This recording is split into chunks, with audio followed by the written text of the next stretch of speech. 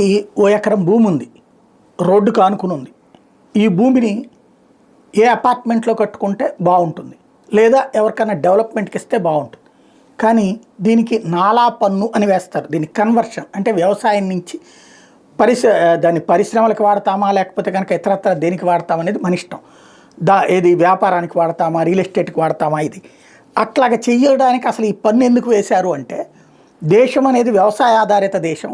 ఈ వ్యవసాయ ఆధారిత దేశంలో వ్యవసాయ భూములు కన్వర్ట్ అయిపోయి పాడు కాకుండా ఉండాలంటే కొంత భారం వేస్తే తగ్గుతారు అన్నటువంటి ఉద్దేశం. బట్ దానివల్ల ప్రభుత్వానికి డబ్బులు వస్తుంది కానీ తగ్గట్లేదు. దానికి సాక్ష్యం ఒకప్పుడు పచ్చటి పైర్లు ఉన్నటువంటి అమరావతి ప్రాంతంలో ఇప్పుడు కట్టుకున్నటువంటి భవనాలు, అపార్ట్మెంట్లు, ఫ్లాట్లు, ఇవన్నీ 3 పంటలు పండేటటువంటి దశ నుంచి ఇప్పుడు వచ్చినటువంటి వ్యాపారాలు, ఈ వ్యవహారం ఇదంతా ఇప్పుడు ఎందుకు చెప్పాల్సి వస్తుందంటే, ఇప్పుడు రాష్ట్ర వ్యాప్తంగా నాలా విధానానికి చంద్రబాబు గారు ఒక అద్భుతమైన ఆలోచన చేశారు.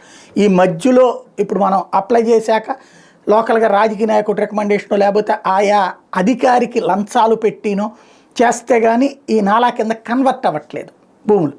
ఇక పైన అప్లై చేసిన తర్వాత ఆన్లైన్లో అప్లై చేశాక 21 రోజుల్లోపు అది కన్వర్ట్ చేయాలి. వాళ్ళు చెయ్యలేదు అంటే కనుక ఆటోమేటిక్ అప్రూవల్, అంటే ఆటోమేటిక్గా అది కన్వర్ట్ అయిపోయినట్టే. మనం వ్యవసాయ భూమిని తీసుకెళ్ళి పరిశ్రమకు పెడతామా, లేకపోతే షాపింగ్ కాంప్లెక్స్ కడతామా, లేకపోతే భవన నిర్మాణం పెట్టుకుంటామా, ఇది మన ఇష్టం. ఈ కొత్త విధానం ద్వారా ఈ మధ్య దళారీ వ్యవస్థకి ముగింపు పలికారు.